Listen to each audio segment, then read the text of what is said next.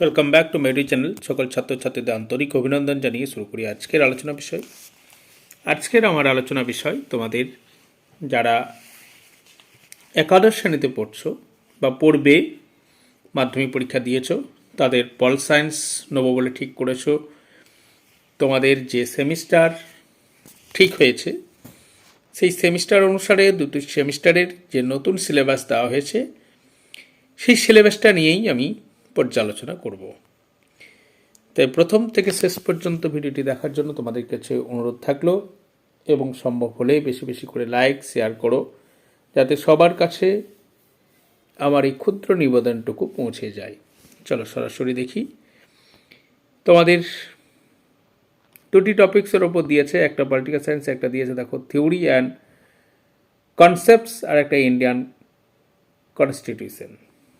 যাই হোক, তোমাদের সিলেবাসটা এখানে যেরকম দেওয়া রয়েছে সেরকম হলে তোমাদের ঠিক বোধগম্য হয় না, তাই এটাকে আমি বাংলাতে তৈরি করে দিয়েছি।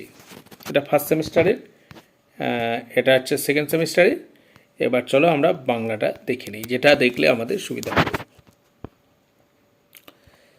তাহলে প্রথমে যেটি চ্যাপ্টারটি রয়েছে সেই চ্যাপ্টারটির নাম একটি শৃঙ্খলা হিসাবে রাষ্ট্রবিজ্ঞানের প্রকৃতি ও সুযোগ। এখানে সংজ্ঞা, রাষ্ট্রবিজ্ঞানের প্রকৃতি, রাষ্ট্রবিজ্ঞানের সুযোগগুলি রয়েছে। দ্বিতীয় যে চ্যাপ্টারটি রয়েছে সেটা হচ্ছে রাজ্য, সংজ্ঞা এবং বৈশিষ্ট্য। এখানে রাষ্ট্রের সংজ্ঞা এবং রাষ্ট্রের বৈশিষ্ট্যের কথা আলোচনা করতে হবে। তৃতীয় চ্যাপ্টারটি নাগরিকত্ব। এখানে নাগরিকত্বের মধ্যে যেসব বিষয়গুলি রয়েছে তোমাদের নাগরিকত্বের অর্থ ও সংজ্ঞা, নাগরিকত্বের অর্জনের পদ্ধতি, নাগরিকত্ব হারানোর কারণ, ভারতের সংবিধানের নাগরিকত্ব। 4 নম্বর অধ্যায় যেটি রয়েছে সংবিধান, সংবিধানে বোঝা, সংজ্ঞা এবং প্রকার। এখান থেকে তোমাদের করতে হচ্ছে সংবিধানের সংজ্ঞা, সংবিধানের প্রকারভেদ, লিখিত, অলিখিত, অনমনীয়, নমনীয়, গুণাবলী এবং ত্রুটি। এবং তোমাদের যেটি 5 নম্বরটি করতে হচ্ছে সংবিধানের সংশয়, সংবিধান প্রণয়ন ও দর্শন।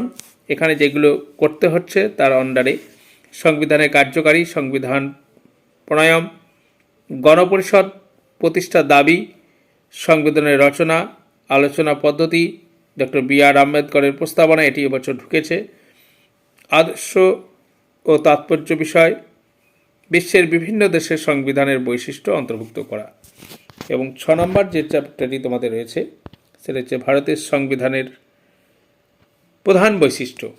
সে বৈশিষ্ট্যগুলো রয়েছে যেমন সবচেয়ে বড় সংবিধান, লিখিত সংবিধান, আংশিকভাবে অনমনীয় এবং আংশিকভাবে নমনীয়। তারপরে রয়েছে সংবিধানের ব্যবস্থা, এখানে লিখে দেওয়া রয়েছে ফেডারেলিজম এবং কোয়াসি ফেডারেল স্ট্রাকচার, মৌলিক অধিকার এবং কর্তব্য এবং নির্দেশমূলক নীতি, বিচার বিভাগের স্বাধীনতা, একক নাগরিকত্ব, দলত্যাগ, বিরোধী আইন, রিজার্ভেশন অর্থাৎ সংখ্যালঘুর অধিকার, ধর্মনিরপেক্ষতা, সার্বজনীন প্রাপ্ত ভোটাধিকার এবং সংবিধানের আধিপত্য। এটা হচ্ছে তোমাদের ফার্স্ট। এরপর আমরা যাব সেকেন্ড ইউনিট টেস্ট, অর্থাৎ সেকেন্ড সেমিস্টারে যেগুলো রয়েছে 40 নম্বরের পরীক্ষা হচ্ছে। প্রথমে রয়েছে রাজনৈতিক তত্ত্বের মূল ধারণা, সেখানে আইনের উৎস এবং শ্রেণীবিভাগ, স্বাধীনতা অর্থ, শ্রেণীবিভাগ সুরক্ষা, সমতা অর্থ, প্রকৃতি, বিরূপ রূপ, সামাজিক রাজনৈতিক প্রভৃতি বিষয়, ন্যায় অর্থ, ক্ষমতার বিচ্ছেদ সংজ্ঞা এবং এর জন্য যুক্তি, ধারণার বিরুদ্ধে। তারপরটা হচ্ছে জাতীয়তাবাদ। এখানে রয়েছে জাতীয়তাবাদ, আমাদের জাতীয় এবং জাতীয়তাবাদের অর্থ, জাতীয়তাবাদের উপাদান, জাতীয় আত্মনিয়ন্ত্রণ, জাতীয়তাবাদ সম্পর্কে রবীন্দ্রনাথের মতবাদ। তারপর তৃতীয় চ্যাপ্টার রয়েছে সরকারের ফর্ম, সরকারের সংজ্ঞা, মৌলিক বৈশিষ্ট্য, গণতন্ত্র, কর্তৃত্ববাদ, সর্বগ্রাসবাদ, সামরিক। তারপর চতুর্থ চ্যাপ্টার রয়েছে সামরিক, ভারতীয় রাজনৈতিক চিন্তা, নির্বাচিত চিন্তাবিদ।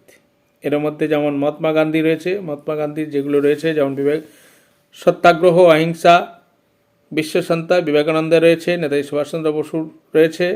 হ্যাঁ, মানে এক এক ধারণাটাকে দেখাচ্ছে। যেমন বিবেকানন্দ দিয়েছে রাজনৈতিক সামাজিক রাজনৈতিক সংস্কার, সুভাষচন্দ্র বসু দিয়েছে স্বাধীনতা এবং জাতীয়তাবাদের, মৌলানা আবুল কালাম আজাদে দিয়েছে স্বাধীনতার শিক্ষা। তারপরে ইউনিট 5 অর্থাৎ 5 নম্বর অধ্যায় হচ্ছে মৌলিক অধিকার, এখানে অর্থ প্রকারভেদ, নির্দেশমূলক নীতি, ভারতীয় নাগরিক অধিকার। তারপর 6 নম্বরটা হচ্ছে ভারতীয় নাগরিক অধিকারের মৌলিক কর্তব্য, নির্বাচন প্রতিদ্বন্দ্বিতা, প্রথমে পোস্ট সিস্টেমে পাস করুন এবং ভারতীয় নির্বাচন কমিশন রচনা এবং ফাংশন। এই ছিল মোটামুটি তোমাদের ফুল সিলেবাস সেমিস্টার 1 এবং সেমিস্টার